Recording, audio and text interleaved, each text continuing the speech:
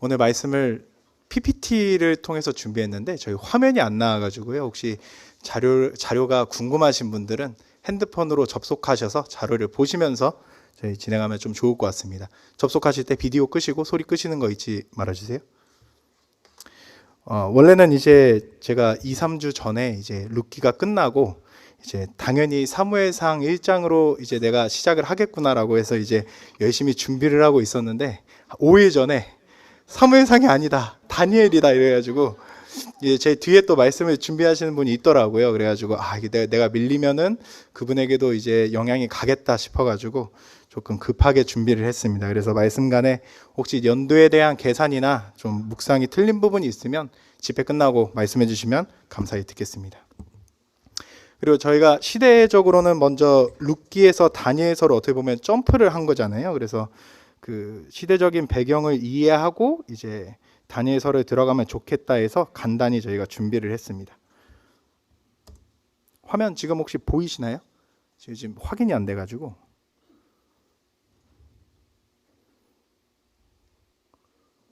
네, 보이시는 것 같습니다. 먼저 이제 시대적인 배경을 먼저 보면은 성도님께서 아시는 바와 같이 이스라엘이 이제 솔로몬 왕 이후 주전 930년 경에 이제 북쪽은 북이스라엘과 그리고 남쪽은 남유다로 국가가 분열이 됩니다. 이제 북이스라엘에는 이제 10개 지파가 그리고 남유다에는 유다 지파와 베냐민 지파가 속하게 되죠. 왼쪽에 보시는 그림이 이제 이스라엘 남북왕들의 계보인데요. 특히 이제 파란색으로 칠해진 부분을 보시면 다니엘서의 시작은 18대 왕인 여호야김이 통치하던 시대를 배경으로 시작을 합니다. 근데 그 전에 저희가 이제 16대 왕인 요시야 왕 주전 640년 때부터 배경을 살펴보려 합니다. 이 당시 주요 국가는 3개가 있었는데요. 기존의 강대국으로 자리 잡았던 아수르와 그리고 애국과 신흥 강대국으로 등장하던 바벨론이 있었습니다.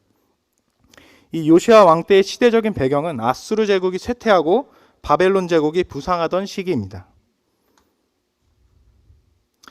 당시 이제 아수르가 바벨론에 의해 몰락하던 시기에 애굽이 바벨론과 전쟁을 벌입니다. 당시 애굽은 이제 아수르를 지원하기 위해 군대를 이끌고 남유다를 통과하던 중이었습니다. 근데 이제 요시야 왕이 이 당시에 아수르의 회복을 원치 않았는데 그 이유가 뭐냐면 이제 그 위에 있던 북이스라엘이 아수르 제국에 의해 멸망하고 그 후에 남유다는 아수르 제국에 계속 조공을 바치고 있었기 때문에 이제 아수르 제국의 회복을 원치 않았습니다. 그래서 이제 애국과 싸우지 말라고 이제 그 당시 애굽 왕 느고가 요시야 왕에게 사자를 보내서 이제 애국과 싸우지 말고 하나님의 명령이라고 이제 이야기를 합니다. 하지만 이제 요시야 왕은 하나님의 입에서 나온 느고의 말을 듣지 않고 변장한 채 싸우다가 활에 맞고 예루살렘으로 이송한 뒤에 사망하게 됩니다. 그리고 요시야 왕이 죽은 후에 남유다 백성들은 요시야의 아들 여호와하스를 왕으로 세웁니다. 근데 애굽 왕 느고가 3개월 만에 이제 폐위를 시키고 남유다에 은 100달란트와 금 1달란트의 벌금을 내게 합니다. 그리고 그 뒤에 이제 저희가 다니엘서의 시작이 되는 여호야김을 왕위에 앉힙니다. 그렇게 여호야김이 왕위에 앉은 지 3년 뒤에 바벨론과 애굽이 전투를 벌인 갈그미스 전투에서 애굽이 크게 패하게 됩니다. 그리고 이제 느부갓네살 왕이 예루살렘 성을 둘러싸고 남유다의 이제 포로 생활이 시작하게 됩니다. 잘 이해를 하셨는지 모르겠지만 여기서부터 다니엘서 1장이 시작이 되는데요. 다니엘서 1장은 1절과 21절로 되어 있습니다. 저와 2절씩 교독한 뒤에 말씀을 시작하도록 하겠습니다. 제가 먼저 읽겠습니다. 유다 왕 여호야김이 위에 있은 지 3년에 바벨론 왕 느부갓네살이 예루살렘에 이르러 그것을 에워쌌더니 주께서 유다 왕 여호야김과 하나님의 전 기구 얼마를 그의 손에 붙이심에 그가 그것을 가지고 신하의 땅 자기 신의 묘에 이르러 그 신의 보고에 두었더라.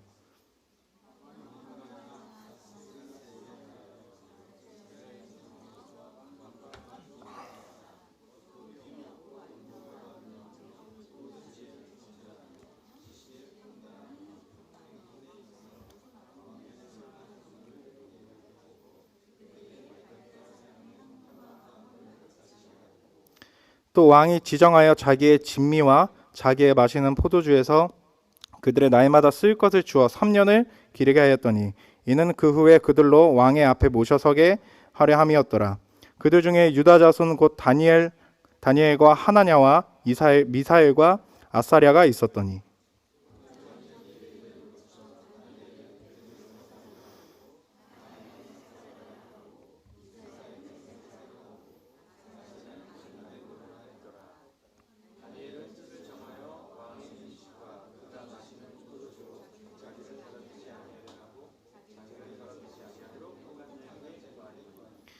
하나님이 다니엘로 환관장에게 은혜와 긍휼을 얻게 하신지라.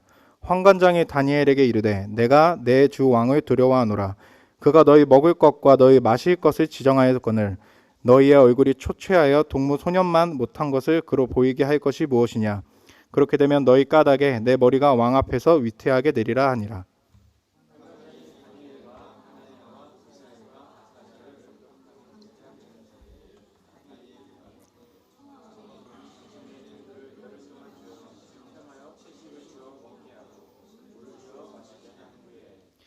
당신 앞에서 우리의 얼굴과 왕의 진미를 먹는 소년들의 얼굴을 비교하여 보아서 보이는 대로 종들에게 처분하소서 하매 그가 그들의 말을 쫓아 열흘 동안 열흘을 시험하더니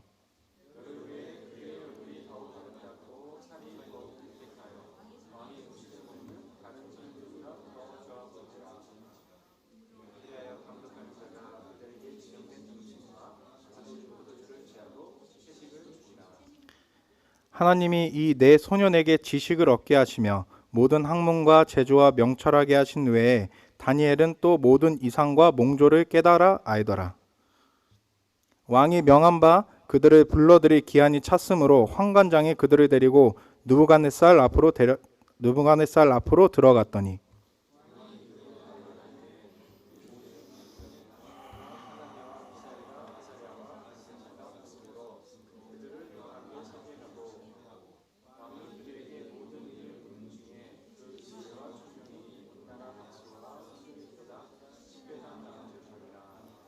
다니엘은 고레스 왕 원년까지 있으니라. 감사합니다. 이제 요 다니엘서 1장의 내용을 조금 이해하시기 좀 쉽게 제가 5부작으로 준비를 했는데요. 화면을 보시면 아마 나올 것 같습니다. 첫 번째는 이제 말씀에 나온 것처럼 느부갓네살 왕이 예루살렘 성을 에워싸고 점령하게 됩니다. 그리고 흠이 없고 아름다우며 왕궁에 모실 만한 소년 4명 다니엘, 하나냐, 미사엘, 아시랴를 데려옵니다. 그리고 그들을 3년 동안 바벨론의 학문과 언어를 가르쳐 소위 지금 시대로 말하면 국무총리로 키워내려 합니다. 그리고 왕의 음식과 포도주를 먹게 하죠. 하지만 다니엘은 마시지 않겠다고 환관장에게 이야기를 합니다. 환관장은 지금 저희 시대로 말하면 청와대 비서실장입니다. 그리고 다니엘에게 제안을 하게 되죠. 열흘 동안 시험을 해서 채식과 물을 주고 왕의 음식과 포도주를 먹은 사람과 얼굴을 비교해보자라고 이야기를 합니다. 열흘 뒤에 이제 더욱 아름답고 윤택해진 소년들의 모습입니다. 그리고 3년 과정이 끝난 뒤에 왕이 이제 테스트를 하게 되죠. 근데 그 무리들 중에 이 4명의 지혜와 총명이 온 나라의 박수와 술객보다 10배가 뛰어나다. 소위 4인이 수석 입학을 했다라고 이제 표현을 하면서 다니엘서 1장의 내용이 마치게 됩니다. 저는 오늘 다니엘서 1장의 주제를 이제 타협하지 않는 다니엘이라는 주제로 말씀을 시작하려 합니다. 먼저 바벨론은 이제 어떤 학문이 뛰어났던 국가였냐면 건축술과 천문학이 이제 뛰어났던 국가였습니다. 천문학과 더불어 이제 별을 보고 점을 치는 것을 저희가 점성술이라고 이야기하는데 그 학문마저 이제 뛰어났던 국가였습니다. 이제 당시 바벨론에 있었던 공중정원이라는 곳은 세계의 7대 불가사의로 할 정도로 당시에 아주 훌륭한 건축적인 기술을 가지고 있었습니다. 그런 바벨론의 포로에 신분이 되고 나서 이제 느부갓네살 왕이 다니엘에게 3가지를 제안하게 됩니다. 요구하게 됩니다. 첫째로 갈대아 사람, 즉 바벨론 국가의 언어와 학문을 배워라. 둘째로 내가 먹는 음식과 포도주를 마셔라. 그리고 마지막으로 이름을 바꾸는 것입니다. 저희 이제 대한민국도 1900년대 초에 이제 일제시대 치하에서 식민지를 경험했던 뼈아픈 기억이 있습니다. 그때 첫 번째로 일본이 저희 나라에 취했던 정책이 동화 정책을 먼저 펼쳤습니다. 그리고 언어나 교육을 먼저 바꿔버리죠. 일선 동조론이라고 해서 일본과 조선의 뿌리는 한 곳에서 왔다. 그리고 본질적으로 우리는 같은 민족이다라는 것을 강조를 합니다. 그리고 그 다음에 창씨개명이 있었습니다. 이제 뭐 대한민국의 이름으로 김철수라는 이름은 뭐 카네모토 테치오 이런 식으로 이름을 바꿔서 내선일체라는 구호 아래 이제 민족을 말살시켜 버리려는 정책을 펼칩니다.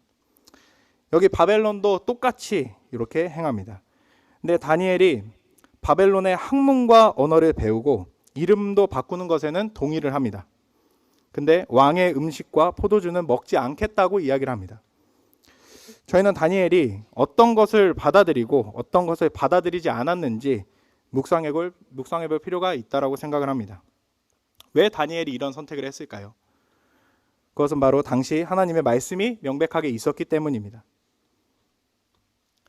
그리고 다니엘의 신분과 위치를 저희가 다시 한번 보겠습니다. 다니엘이 믿고 있었던 하나님은 현재 바벨론의 우상의 손에 들어가 있습니다. 주변에서 봤을 때 이스라엘의 하나님은 바벨론의 신보다 약한 것입니다. 그리고 다니엘은 포로의 신분입니다.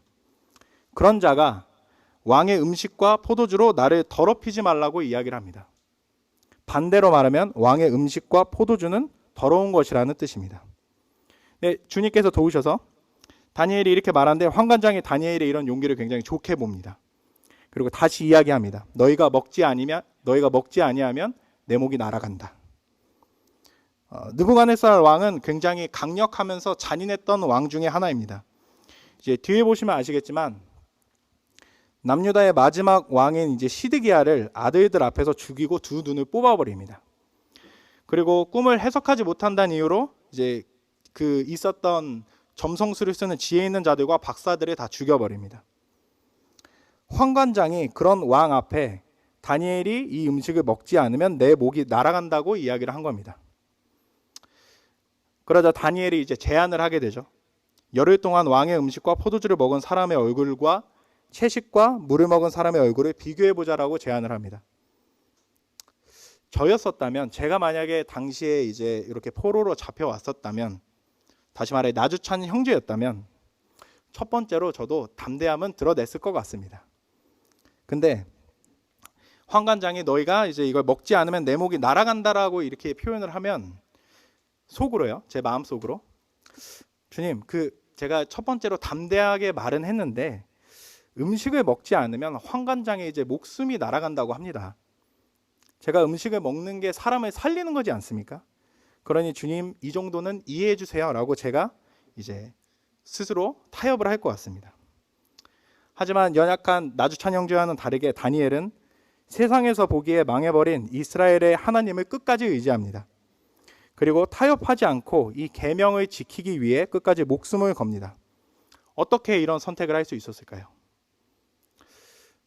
저의 이제 생각에는 다니엘은 바벨론이 전쟁에서 이긴 것은 바벨론의 군대가 강력하기 때문인 것도 있지만 2절에 나오는 것처럼 주께서 바벨론의 손에 남유다 백성을 붙인 것이다 라는 것을 알고 있었다라고 저는 생각을 합니다.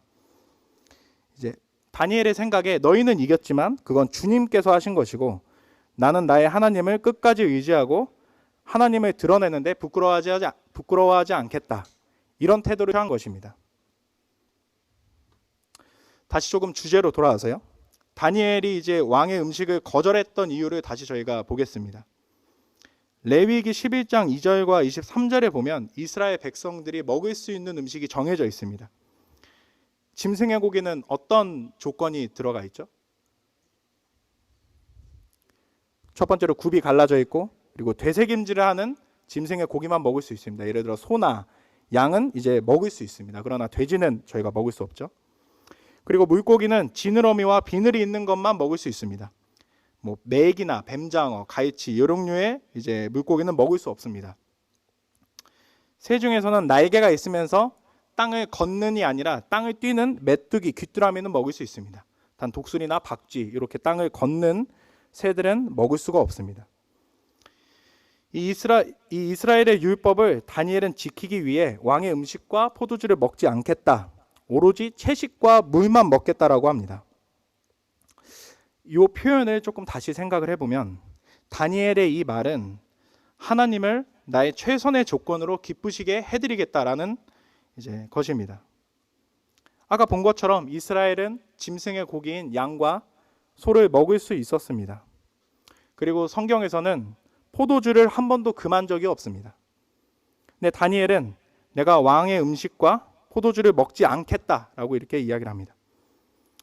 구약에 저희가 민수기를 보면 하나님을 거룩하게 그리고 기쁘시게 하기 위해 포도주를 먹지 않는 사람들이 있습니다. 누군지 혹시 아시나요? 감사합니다. 나시린입니다. 그리고 신약에도 이런 인물이 한 명 더 있습니다. 신약에는 디모데가 있습니다. 디모데전서 5장 23절을 보면 사도 바울이 디모데에게 내 위장과 자주 나는 병을 위하여 포도주를 조금씩 쓰라라고 이야기를 합니다. 이 세 인물의 공통점은 하나님의 말씀을 순종하는 것뿐만 아니라 하나님을 더욱 기쁘시게 하기 위한 단계까지 올라갑니다. 다니엘의 이런 모습을 정리를 하면 첫 번째로 다니엘은 그 무서운 느부갓네살 왕 앞에서 포로의 신분으로 세상 사람들이 보기에 이미 전쟁에서 패한 이스라엘의 신 하나님을 끝까지 의지하고 그런 하나님을 드러내는데 부끄러워하지 않았습니다.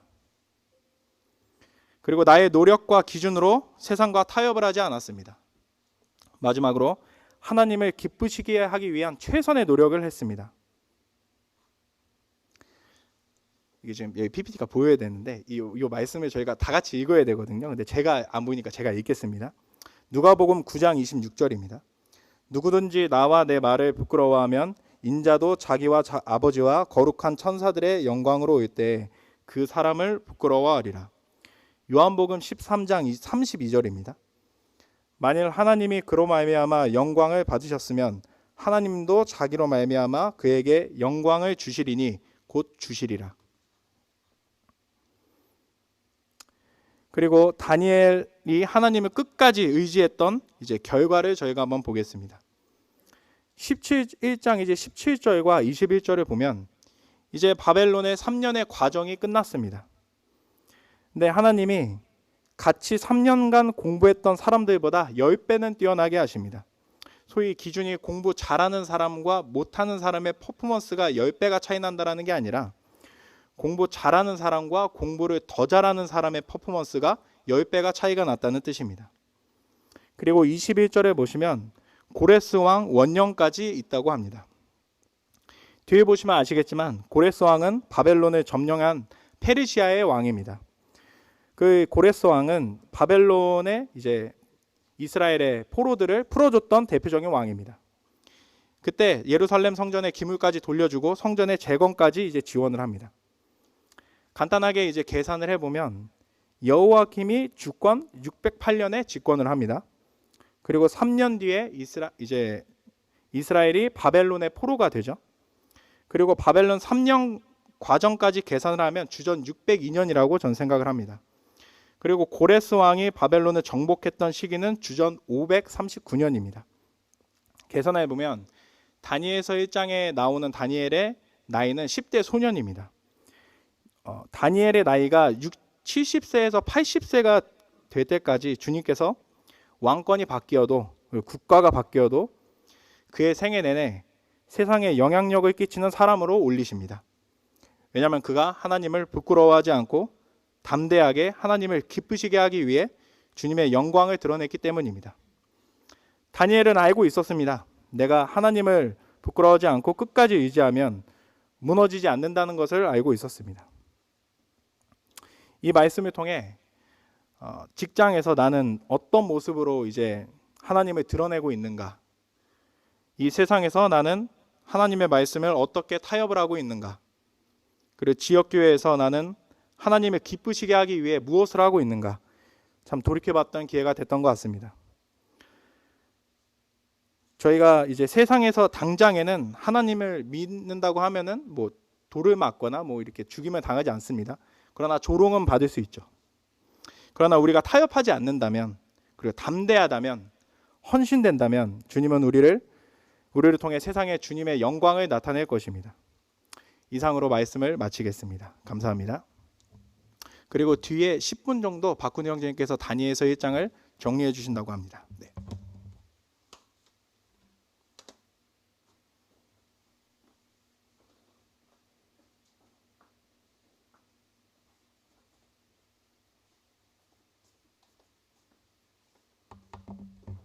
안녕하세요. 다니엘서 전체 개요를 좀 말씀드리고요. 하나님의 경륜적 관점에서 우리가 어떻게 다니엘서를 봐야 되는지 그것을 좀 말씀드리려고 합니다. 왜냐하면 이게 예언서다 보니까 저희 모임의 분별과 다른 여러 주석서들이 있기 때문에 여러분들이 이제 이런 관점에서 좀 성경을 보시면 좋겠다. 그래서 보충하려고 나왔습니다. 지금 이 화면이 안 돼요. 그래서 제가 준비한 자료는 지금 카톡방에 공유를 해드렸어요. 그것을 좀 참조하시고요. 일단 다니엘서는 다니엘의 생애와 그 예언이 기록된 구약의 예언서입니다. 다니엘의 특징은 언행이 일치했던 사람이다. 그리고 처음 품었던 뜻을 굽히지 않고 일생을 산 하나님의 사람이었다. 그리고 그는 기도의 사람이다. 그리고 또한 그 여러 은사와 재능을 갖춘 다재다능한 사람이었다. 그리고 에스겔서 14장 14절부터 20절 보시면 하나님의 위대한 종의 한 사람으로 열거됩니다. 다니엘이 그 하나님의 위대한 종을 세 사람을 에스겔서 14장 14절에서 20절은 말씀하는데 노아, 다니엘, 욥 이렇게 이제 세 인물을 얘기합니다. 다니엘서의 구성은 총 12장인데 전반부 1장부터 6장까지는 역사적인 기록을 다루고 있습니다. 그리고 7장부터 12장까지는 예언적인 기록을 다루고 있고요. 이제 전반부의 특징이 있습니다. 전반부 즉 1장에서 6장까지는 항상 이런 그 구조로 기록돼 있어요. 첫 번째는 뭐냐면은 역사적 사실을 기록합니다. 그래서 1장도 보시면 1장은 전체 소년 포로 다니엘에 대한 내용인데요. 이 역사적 사실은 느부갓네살의 침략에 의해서 예루살렘이 멸망했다. 이게 아마 기원전 606년경 예루살렘 1차 공격 시 이제 이스라엘이 패배하면서 일어났던 사건인데 다니엘을 포함한 수많은 유대인들이 바벨론 포로로 붙잡혀가서 70년을 거의 포로 생활을 하죠. 그리고 586년 기원전 586년대에 3차 공격으로 예루살렘이 완전히 황폐화되고 성전이 파괴됩니다. 이게 역사적 사실을 일장의 역사적 사실이고 이 개인적 교훈으로 보면 아까 형제님이 잘 정리를 해주셨어요.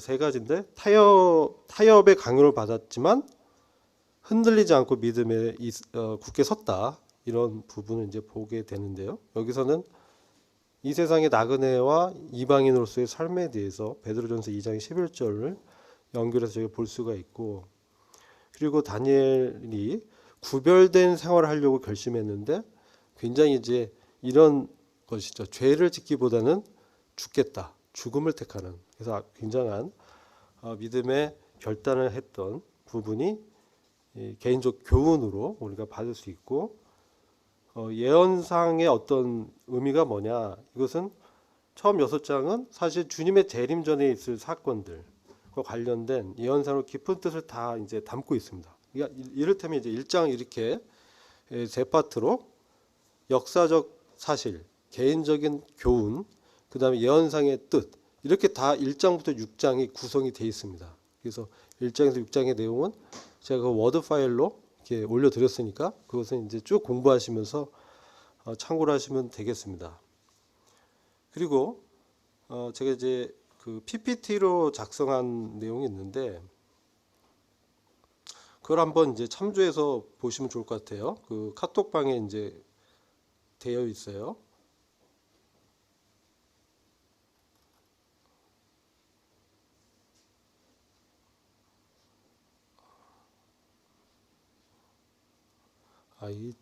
제 PC가 문제이네요.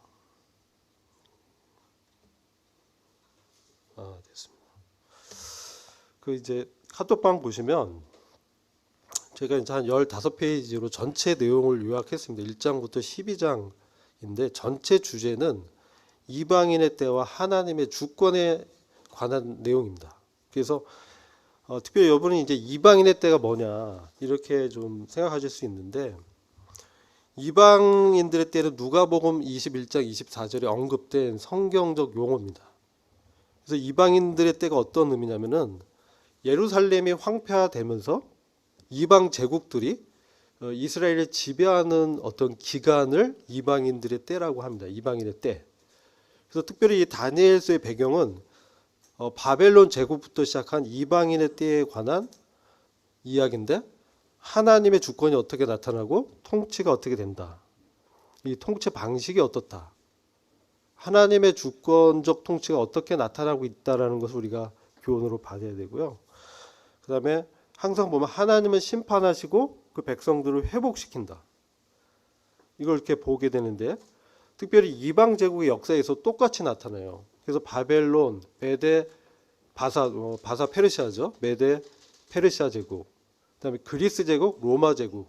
이 내용이 이방인들의 때에 등장하는 네 제국의 역사적인 어떤 이야기인데, 그게 2장에 보면 다니엘의 신상, 이 꿈에서 나타나요.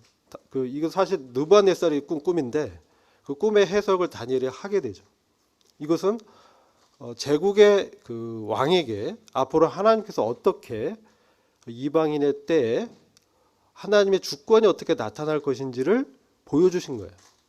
근데 뭐 이것은 다니엘만 이제 해석할 수 있었고, 이 꿈을 해석하면서 다니엘이 등용이 됩니다. 그러면서 이 이방인 제국에서 유대인이면 그들의 입장에서는 포로잖아요. 포로의 국에서 데려왔던, 아마도 이제 그 신분이 좀 좋았던 사람 같아요. 그래서 1차 시기에는 주로 이제 귀족들을 포로로 잡아왔는데, 그래서 다니엘이 이제 그 중에 한 명이었고, 소년 다니엘과 또 세 친구가 나오죠. 사드락, 메삭, 아벳느고, 이렇게 세 명이 이제 또 등장합니다. 우리가 잘 알고 있는 거고.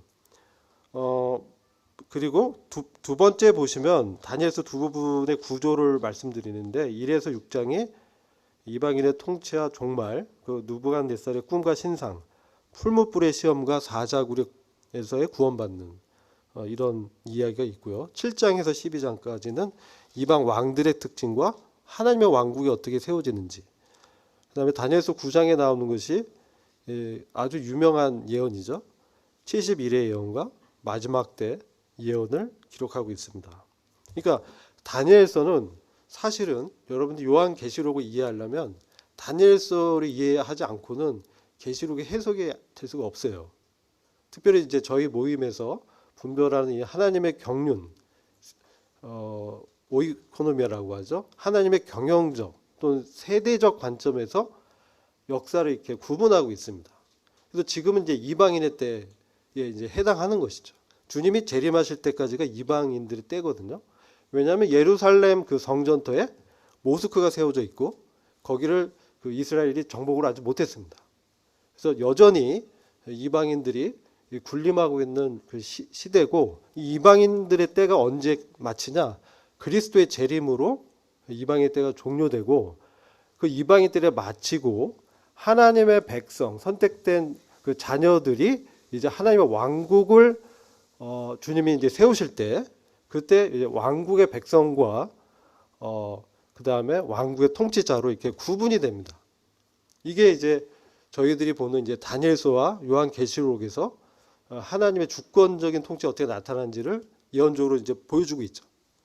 근데 이게 다른 어떤 주석서나 다른 교파에서는 이렇게 해석을 안 합니다. 그냥 이스라엘과 교회를 영적으로 같다고 보기 때문에 이 예언의 해석이 달라질 수밖에 없어요. 특별히 마지막 때의 교회 경륜이 달라집니다. 그래서 여러분들이 이 다니엘서를 보실 때 그런 경륜적 관점에서 보지 않으면 계시록도 풀리지 않고 성경의 중요한 부분이 사실 이제 천년 왕국을 이루기 위한 하나님의 역사, 왕국의 통치를 이 땅에 실현하기 위한 하나님의 주권적인 역사가 굉장히 큰 축으로 말씀을 예언적으로 하고 실체화가 되는데 그 부분의 해석을 제대로 할 수 없게 되죠. 그러니까 다니엘서의 예언서 해석이 기초가 되고 이 기초를 기반으로 신약의 예언서인 계시록이 이제 풀리는 거예요. 그래서 이게 저희 모임에서 문자적, 문맥적, 역사적 해석 통해서 이 예언이 어떻게 되는지를 교회에서는 최초로 해석을 해 주님이 이제 점진적 계시를 보여주신 것이죠. 그래서 이제 이 예언서의 해석이 사실 이제 되어진 것입니다. 그 이전까지는 계시록의 해석을 못했습니다. 그래서 칼뱅주의, 이제 개혁주의 쪽에서는 계시록의 해석이 중구난방이고 책마다 다 달라요. 영적 해석, 상징주의적 해석하기 때문에 그래서 문자적, 문맥적, 역사적으로 이게 예언서를 해석해야 된다. 그 말씀드리고 다니엘과 남은 자들의 특징을 이제 말씀드리면 이 남은 자들에 대한 예언이 중요합니다. 이 남은 자들은 교회 사실 이제 교회가 아니라 하나님의 백성으로서 남겨지는 자들이에요. 그래서 이 사람들은 바로 하나님을 섬기고 그리고 그 하나님의 어떤 주권을 바라는 그런 사람들인데 특징적으로 다니엘이 대표적 인물이에요. 하나님의 그 남은 자들을 보면 그 특징을 잘 보여주고 있어요. 그래서 하나님 뜻에 충성됐다. 그래서 왕의 음식으로 자신을 더럽히지 않았다. 두 번째는 영적인 통찰력을 갖고 있다. 그래서 쭉 다니엘서 이제 12장까지 딱 읽어보면 이 영적 통찰력에 대해서 쭉 얘기를 하는데 2장에 느부갓네살이 꾸었던 그 신상에 대한 꿈의 예언을 꿈의 해석을 통해서 예언을 풀어내면서 이 하나님의 영을 그가 성령으로 이제 충만한 이제 그 사람이었죠. 그래서 어떤 사람에게 하나님의 영이 충만히 임하는가 이것을 우리가 좀 신약 교회로서 그 관점을 좀 저희들이 봐야 되죠. 그래서 하나님께서 그걸 풀어주신 것이지 이제 다니엘이 푼 것은 아니었거든요. 하나님이 다니엘에게 보여준 계시를 그가 이제 푼 거예요. 근데 이 특징이 뭐냐면 하나님의 뜻에 충성된 자들에게 하나님의 영의 계시를 주셨다는 거예요. 그래서 특징적으로 노아도 그렇고요. 그 다음에 아브라함이 그랬죠.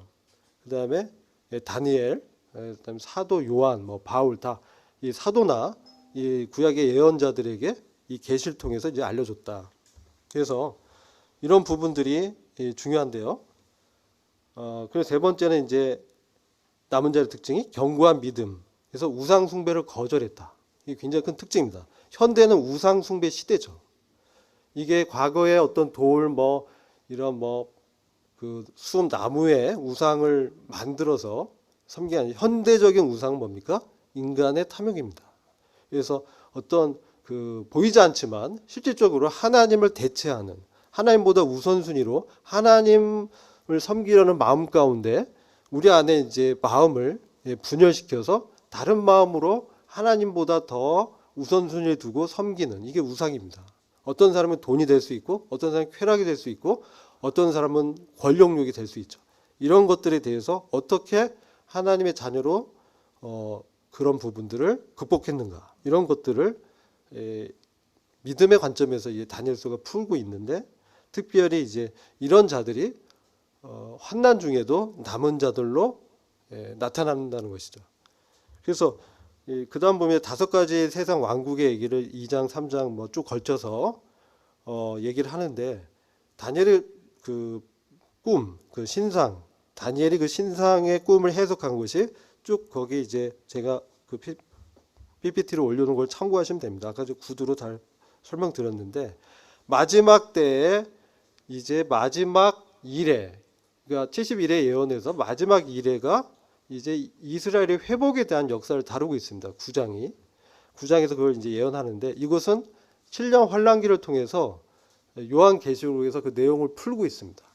근데 다니엘서에서는 그것이 이제 며칠이고 뭐 이것을 3년 반이고 그 일자까지 정확하게 예언하고 있습니다. 그래서 이것을 이제 일자를 이렇게 계산하다 보면 정확하게 연대가 잡힙니다. 나중에 이제 구체적으로 들어가면 이제 그런 부분을 이제 교제하겠죠. 그다음에 마지막에 돌로 된 왕국이 이제 세워지는데 이게 그리스도의 왕국이고 이방의 제국을 이 돌이 와서 이제 깨 부숴서 신상이 깨지는 이게 마지막 이제 시대에 바로 주님께서 재림하셔서 계시록에 예언된 그 환란을 통해서 이 땅을 이제 심판하면서 바벨론 제국이 이제 요한계시록 17장 18장에서 바벨론 제국이 멸망하거든요. 오늘날의 바벨론 제국이 형성돼 있죠. 물질 문명 하나님 떠난 이런 이제 사회를 주님이 이제 심판한다. 그래서 여기서 우리 교회의 위치가 이렇게 독특하게 나옵니다. 근데 교회는 숨겨진 비밀이었고, 그리고 이 교회를 이제 저희가 봤을 때는 하나님의 영적인 축복을 받았고, 이 땅에 하나님의 통치가 임할 때 이스라엘이 물론 지상의 어떤 유업을 받아서 지상적인 통치에 이스라엘이 주축이 되는 행정을 담당하지만 영적으로 교회가 여러분들이 이제 거룩한 성이 내려오면서 땅으로 이렇게 내려오잖아요. 그리스도가 이게 재림할 때 그 이후에 보면 이 거룩한 성이 내려오는데 이것은 바로 교회의 어떤 통치적인 위치를 저희들에게 보여주고 있습니다. 그래서 이 다니엘서를 보실 때 물론 하나님의 그 백성 이스라엘 중심으로 되지만 여기서 비추어주는 남은 자들의 영적인 특징들이 오늘날 사는 교회 성도들에게 교훈을 주고 있다는 거죠. 그것을 저희들이 이제 캐치하면 되고요. 나머지 내용들은 제가 이제 굳이 말씀을 안 드리고 아까 전체 구조를 말씀드렸고 그렇게 구조화돼 있다. 그래서 제가 이제 올려드린 유인물을 좀 참조하시면 아마도 이제 전체 이해하시기에 도움이 되실 것입니다. 그래서 마지막으로 제가 생각하는 다니엘서의 전체 가장 중요한 주제는 12장에 나와 있어요. 12장을 보시면 아까 1장 하시면 12장을 간략히 짧게 말씀드리는데 12장에 보면 마지막 때 그리스도가 재림하시고 이 땅 가운데 이스라엘이 이제 그 부활하는 장면을 말씀하는데요. 1절 보면 미가엘 천사장이 나타나면서 환란의 때에 있던 이스라엘을 위해서 싸웁니다. 그러면서 이스라엘을 이제 구원하는 그런 것들을 예언하고 있는데 여기서 2절 보면 땅의 티끌 가운데 자는 자 중에 많이 깨어 영생 얻는 자도 있고 수욕을 받아서 무궁히 부끄러움을 입을 자도 있다. 이것은 바로 그 환란 중간에 부활을 얘기합니다. 그래서 이스라엘 백성이 그 중에서 첫째 부활의 영광에 참여해서 이제 일어날 사람들이 뭡니까? 깨어서 영생을 얻는 자가 있고 그 첫째 부활의 영광에 못 들어가는 사람들은 이제 잠들어 있다 이렇게 표현하지만 천년 통치 기간 동안에 부활하지 못하고 음부에 이제 갇혀 있죠. 그들은 수욕을 받아서 무궁한 부끄러움을 입을 자도 있다. 이렇게 이제 말씀해요. 그래서 두 부류를 구분합니다. 그러면 이 영생을 얻는 자는 첫째 부활의 영광에 들어가는데 교회는 저희들의 어떤 분별로는 이런 환란이 시작하기 전에 하나님께서 교회를 데려갈 것이라고 분별을 합니다. 물론 환란 중간에 또 휴거가 있다. 또 환란 다 끝나서 휴거가 있다. 이렇게 세 가지 큰 분별이 있습니다. 그래서 많은 사람들이 환란 통과해서 휴거를 한다는 이 분별이 주류의 예언서 해석입니다. 근데 저희 모임은 환란 전에 이제 휴거한다는 것을 교사들이 그렇게 이제 분별하고 있습니다. 그래서 여기서 어떤 사람이 지혜 있는 자냐? 이게 오늘날 저희들이 다니엘서를 통해서 봐야 될 메시지입니다. 지혜 있는 자는 궁창의 빛과 같이 빛날 것이다. 이 지혜 있는 자는 누구냐면은 빛과 같이 빛난다. 즉 면류관을 얻어서 통치의 영광에 들어가는 사람이 누구냐? 많은 사람을 옳은 대로 돌아오게 한 자다.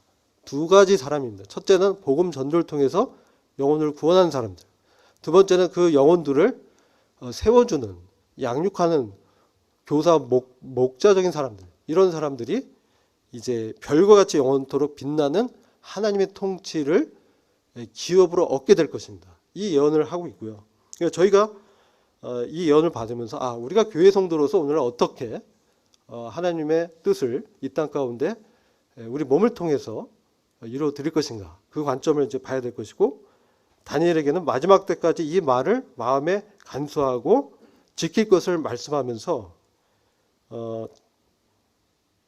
지금 듣고도 깨닫지 못하는 상태에 있는 사람들이 8절 이하에 나옵니다. 사실 다니엘도 처음에 몰랐지만 주님이 계시통에도 열어줬고 내가 듣고도 깨닫지 못한지라 내가 가로 내 주여 이 모든 일의 결국이 어떻게 될 것입니까? 그러니까 어떻게 이 답변을 기록하냐면 그가 가로되 다니엘아 갈지어다 대저 이 말은 마지막 때까지 간수하고 봉함할 것이니라. 이게 다른 번역은 이렇게 번역합니다. 다니엘아 너의 길을 가라. Go your way 이렇게 합니다. 그러니까 마지막 때에 많은 사람들이 미혹되고 길을 잃고 방황할 때 우리가 교회 성도로서는 하나님이 보여주신 그 길이 있습니다. 그 길, 교회에게 향하신 하나님 뜻이 있습니다. 그것을 저희들이 그 길로 믿음으로 나아갈 것을 권면하고 계시죠. 그렇게 말씀하시고 그리고 마지막에 가면 마지막 때는 너는 끝이 이를 때까지 너의 길로 가라. 이게 한 번 더 반복합니다. 근데 개역성경은 너는 가서 마지막을 기다리라. 이렇게 해석하는데 사실 영어 성경은 똑같아요. 너는 너의 길을 가라. 또 반복하면서 끝이 주님이 재림하실 때까지 너의 믿음의 길을 계속 갈 것을 권면하는 것이죠. 그러면 너는 그날들의 끝에 마지막 때에 개역성경 너가 평안히 쉬다가 끝날엔 너의 기업을 누릴 것이다. 그래서 마지막 때에 저희들이 하나님의 기업을 누리는 그러한 교회 성도로서의 교훈이 가장 제가 봤을 땐 다니엘서의 가장 큰 주제로 분별이 되고요. 그리고 역사적으로 어떻게 이루어지는지는 개별 장별로 저희들이 공부할 때 참조하셔서 맥락적으로 통일된 그 예언의 해석의 어떤 그 구조를 보시면서 교훈을 얻으면 좋을 것 같습니다. 이상입니다.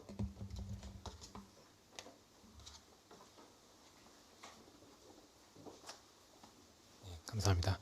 네, 앞으로 이렇게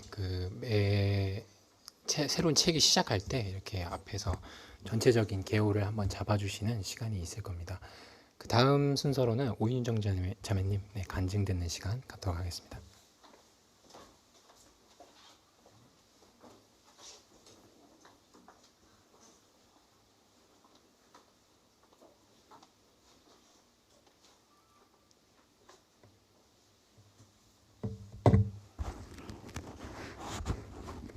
안녕하세요.